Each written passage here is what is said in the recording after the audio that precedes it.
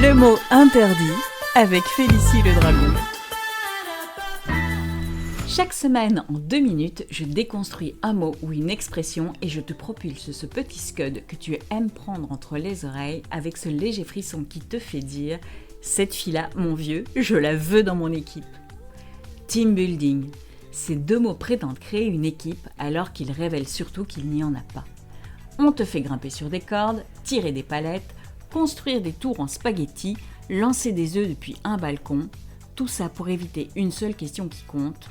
Pourquoi a-t-on besoin d'un atelier subversif pour que les gens travaillent ensemble ? Le team building sert surtout à maquiller la fatigue, à recouvrir les tensions d'une activité fun, soigneusement cadrée, où tout le monde joue à être détendu sous la surveillance des managers.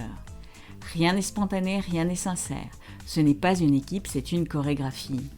Le plus ironique, c'est que ces activités arrivent toujours au mauvais moment, juste après un plan de restructuration, juste avant une surcharge de travail, ou simplement quand les gens n'ont plus envie de faire semblant et qu'il reste un budget formation à cramer.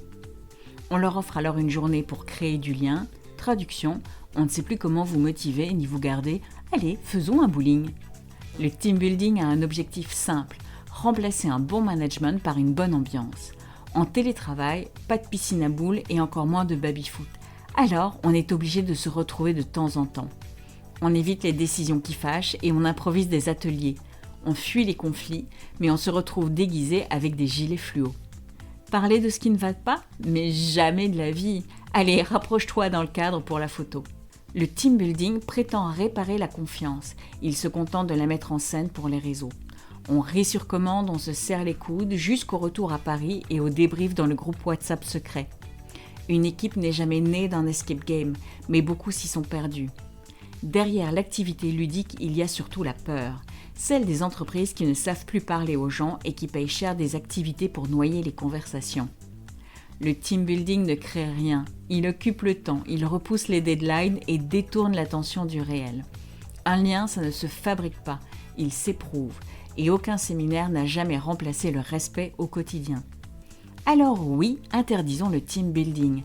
Son absence ne manquera à personne. Et gardons cet argent pour un bien meilleur recrutement. Cette fille-là, mon vieux, elle est terrible.